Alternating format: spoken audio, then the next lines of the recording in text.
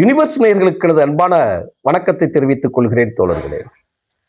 நான் இப்போ சில செய்திகள் சொல்ல போறேன். அது தேமுதிகவை பற்றிய செய்திகள். இது எனக்கு முதல் முறையே நான் சொல்லி விடுகிறேன். தனிப்பட்ட முறையில் எந்த விருப்பு வெறுப்புமே எனக்கு கிடையாது. திராவிட இயக்கத்தோட இந்த அரசியலின் போக்கை வடிவமைத்து விட்டவர்களை தாண்டி அதை திசை திருப்பி விட்டவர்கள் யார் என்பதை பதிவு செய்வதற்காகத்தான் காணொலி. இன்னைக்கு எல்லாரும் நினைச்சுக்கிட்டு இருப்போம், நம்ம திமுகவோட தோல்விக்கு, திமுக கூட்டணியின் தோல்விக்கு யாரும் எதிர்பார்க்காத ஒரு தோல்விக்கு காரணம் விஜய் அப்படின்னு சொல்றது. ஒண்ணுமே கிடையாது. நான் சொல்ற தேமுதிக என்கின்ற ஒரு கட்சி அப்ப அலையே இல்லையா அப்படின்னு சொல்லி கேட்கக்கூடாது. ஆனா அலைக்கு காரணம் என்னங்கிறது ஒண்ணு.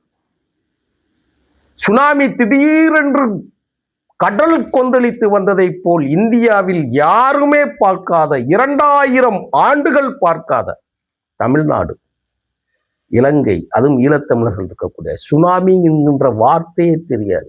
ஊழி பேரலை, ஆழி பேரலை என்று சங்க இலக்கியங்களில் எழுதி வைத்திருக்கக்கூடிய அந்த வார்த்தையின் பொருளை பார்ப்பதற்கு, நாம் காண்பதற்கு, அதை உணர்வதற்கு 2000 வருஷம் நம்ம காத்திருந்தோம்.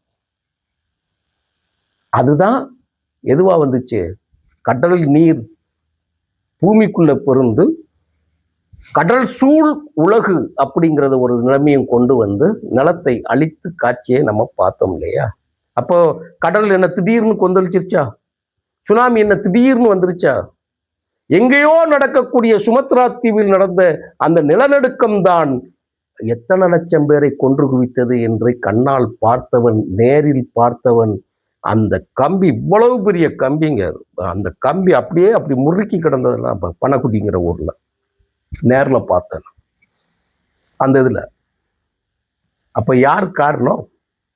விஜய் என்கின்ற ஒரு ஆழி பேரலை வருவதற்கும், மக்களிடம் ஒரு வெறுப்புணர்ச்சி வருவதற்கும், தோழமை கட்சிகளிடம் ஒரு ஒவ்வாமை நடப்பதற்கும் தேமுதிக என்ற கட்சிக்கு திமுக இடம் கொடுத்ததை மன்னிக்கவே முடியாத ஒரு செயலாக அமைந்து விட்டது. அதுதான்.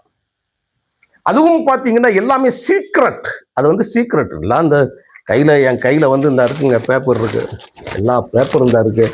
இன்னொரு செய்தியும் இந்த பார்க்குறேன் பாருங்க. இன்னைக்கு இருக்கக்கூடிய காலையிலிருந்து மாலை பேப்பர் முதற்கொண்டு எல்லா பேப்பரும் கையில் இருக்கு. சாயங்காலம் இருக்க மாலை முரசுலேருந்து எல்லாம் கையில் இருக்குங்க. ஒன்று நம்ம சும்மா ஒரு செய்தியை வந்து நம்ம பதிவிட்டுல ஆதாரம், எல்லா ஆதாரங்களையும் பார்த்து முடிச்சுட்டு தான் நம்ம செய்தி போடுறோம்.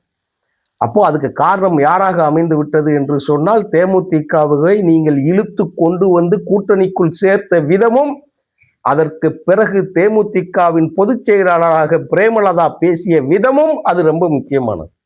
அவங்க என்ன பாடி லாங்குவேஜுங்க. இந்த கூட்டணியில், திமுக கூட்டணியில் இருக்கக்கூடிய தலைவர்கள்லாம் என்ன சும்மா சாதாரணப்பட்டவர்களா? ஏற்கனவே நான் பேசிய காணொலி வைரலாகி போய் அது தனிப்பட்ட முறையில் எனக்கு சில மனச்சங்கடங்களையும் கொடுத்தது தேர்தல் காலம் நேரங்கள்ல.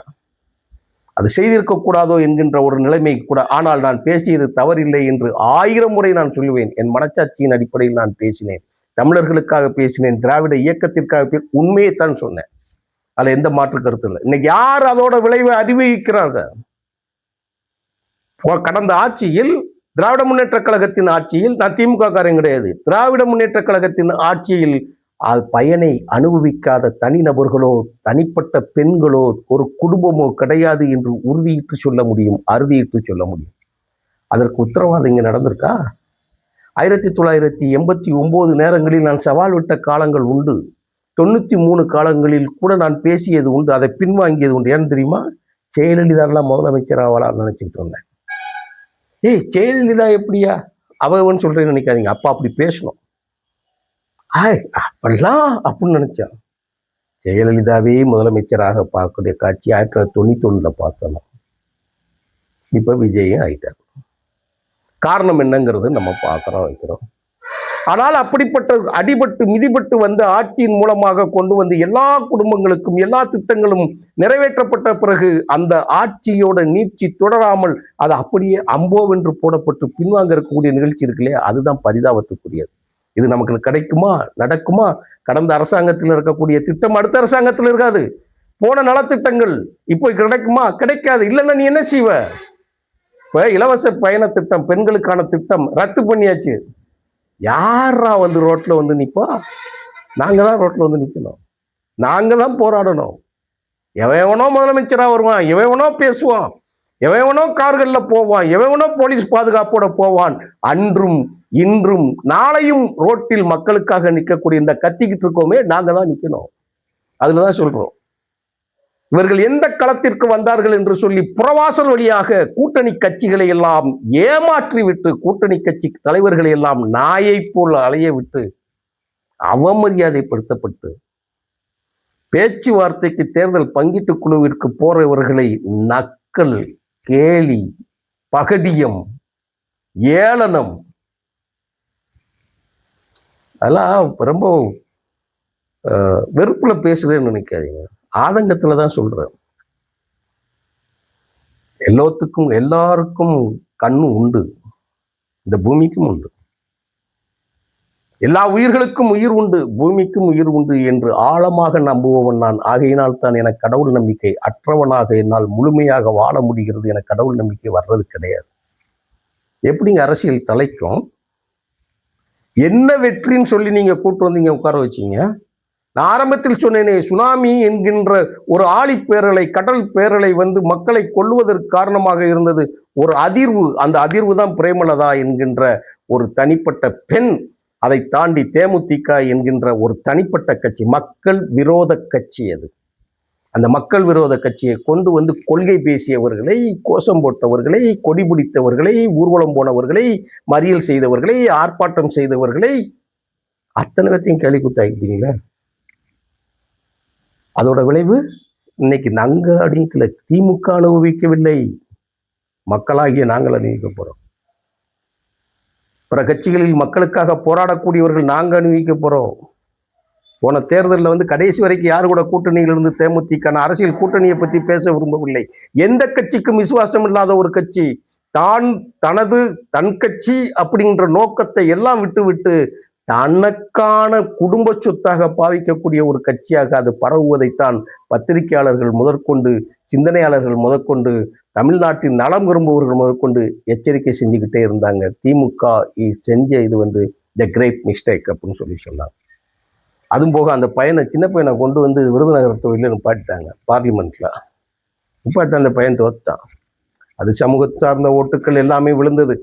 100% சமூகம் சார்ந்த வீட்டுகள். அவர் தெலுங்கு பேசக்கூடிய நாயக்கர் இனத்தை சேர்ந்தவர், நாயுடு இனத்தை சேர்ந்தவர் என்று சொல்லி விருதுநகர்ல கொண்டு வந்து நின்ட்டாங்க. அதே நாயுடு என்கின்ற பெயரை சொல்லிதான் எம்.ஆர். ராதா மகர் ராதிகா அவர்களையும் கொண்டு வந்து நடிப்புக்கரசி தாய்க்கிழவி படத்திலையும் நடிச்சாங்கல்ல, அந்த பிள்ளையும் கொண்டு வந்து இங்க வந்து நிப்பாட்டி வச்சுட்டாங்க சாதியை நினைச்சு. அப்போ என்ன நினைச்சு திமுக தலைமை, ஏன் இந்த இடத்துல சாதியை சொல்றீங்கிறது நல்லா கேட்டுக்கோங்க.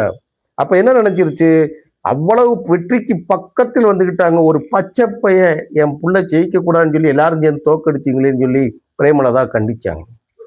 யார? மக்களை கண்டிச்சாங்க. நீ இதுவரைக்கும் நீ என்ன கிழிச்ச, இப்ப வந்து நீ என்ன கிழிக்க போறங்கிறத பத்தி நம்ம மக்கள் யோசிச்சு எதுவும் பேசல. ஆனால் இங்க வந்து கேட்கக்கூடிய கேள்வி என்ன தெரியுமா, என் மகன் பச்சை பைய ஒரு சின்ன பையில போய் இப்படி நீங்க தோக்கடிச்சிட்டு வேடிக்கை பார்த்தீங்களேன்னு சொல்லி கேட்டாங்கல்ல. ஆனா திமுக தலைமை வேறு ஒரு திட்டம் போட்டது. அது என்ன தெரியுமா, இந்த நாயுடு நாயக்கர் தெலுங்கு பேசக்கூடிய அந்த பிரிவினர்கள் அனைவரும் தேமுதிகவின் கண்ட்ரோல்ல இருக்கிறாங்க. அவங்களுக்கு நினைத்தால் அந்த ஓட்டுக்கள் எல்லாம் அப்படியே மடைமாற்றம் செய்து வந்துவிடும், திமுகவின் வெற்றி எளிதாக இருக்கும் சொல்லி ஒரு கணக்கை போட்டாங்க. இதுதான் வெளியில் சொல்லப்பட்ட செய்தி. அதனால்தான் நான் சாதியை பேசக்கூடியவர்கள், இல்லைன்னா சாதி பேச நமக்கு சாதி சாக்கடைகளை பற்றி பேசுவதற்கு எவன் பேசினாலும் எதிர்க்கக்கூடியவர்கள் நமக்கு அரசியலில் தேவையா? தேவை. கூட்டல் கழித்தல் பார்ப்பதற்கு தேவை. ஆனால் அந்த இனத்தின் பிரதிபலிப்பான சமூகமா? ஆனால் அப்படித்தான் திமுக தன்னை கருகிறது என்பதற்காகவே 6 வேட்பாளர்கள் முதல் 7 வேட்பாளர்களை அவர்கள் குறிப்பிட்ட சாதிய வேட்பாளர்கள் இருந்த அத்தனை பேரும் தூக்கப்பட்டாங்க. பிரேமலதா தவிர 9 பேரும் தோல்விங்க. ஒரு ராஜ்யசபா 36 எம்எல்ஏக்கள் இருக்கக்கூடிய ஒரு பதவி. ஆனால் இந்த மண்ணுக்கு 60 ஆண்டு காலத்திற்கு மேலாக உழைத்த மறுமலர்ச்சி திமுகவின் பொதுச் செயலாளர் வைகோ அவர்கள் ரோட்டில் நிற்கிறார், நடந்து போயிட்டு இருக்கிறாங்க. சமத்துவ நடந்து போயிட்டு இருக்கிறார். இந்த வயசு அவர் டெல்லி போகல. அவனு சொல்லி நான் ஒரே ஒரு வார்த்தையில முடிக்கிறேன், சான்றோரின் கண்ணீர் வீண் போகாது. நான் சாபமெல்லாம் விடல, சாபத்திலலாம் எனக்கு நம்பிக்கை கிடையாது. நான் கடந்த காணொலியிலும் பேசியிருக்கிறேன். நீங்கள் வெற்றி பெற்றிருக்க வேண்டும். திமுகவின் வெற்றி கண்டிப்பாக இருந்திருக்க வேண்டும். நாங்கள் உழைத்தோம். வெளிப்படையாக சொல்லி காணொலிக்காக நம்ம மறைத்து கொண்டு பேசுபவன் அல்ல நான். எவ்வளவு விமர்சனம் எங்கள் வீட்டுக்குள், என் வீட்டில் நடக்கக்கூடிய தவறுகளை நாங்கள் திருத்துவதைப் போல் நாங்கள் பேசுவது எங்களுடைய கடமை, எங்களுடைய உரிமை. இது எங்களுடைய வெற்றி தட்டி பறிக்கப்பட்டிருப்பதற்கு ஒரு காரணம் தேமுதிக பிரேமலதா. எல்லா பேப்பரும் இன்னைக்கு எழுதிட்டாங்களே, எல்லா செய்திகளும் இப்போ காட்டினேன், எல்லா பேப்பரும் தான் இருக்கு என் டேபிள்ல இருக்கு. தினமலர்லேருந்து, தினத்தந்தியிலிருந்து, இந்துலேருந்து, தினகரன்லேருந்து எல்லாம், மாலை பேப்பர், தமிழ் முரசு, மாலை முரசு, மாலை மலர் எல்லாம் என் கையில் இருக்கு. எல்லாம் கண்டிச்சு எழுதுறாங்க. பெரும் தோல்விகள், பெரிய தேர், அதில் ஒரு சின்ன அச்சாணி கோளாறு என்றால் அந்த தேர் சாஞ்சிடும். திமுக என்ற தேரும் சாய்ந்து விட்டது. பாதிப்பு இந்த தேர்தலில் திமுக கூட்டணிக்கு மட்டுமல்ல, மறுமலர்ச்சி திமுகவுக்கு அல்ல, விடுதலை சிறுத்தைகளுக்கு அல்ல, 2 கம்யூனிஸ்டுகளுக்கு அல்ல, மக்களுக்கு. நன்றி, வணக்கம் தோழர்கள்.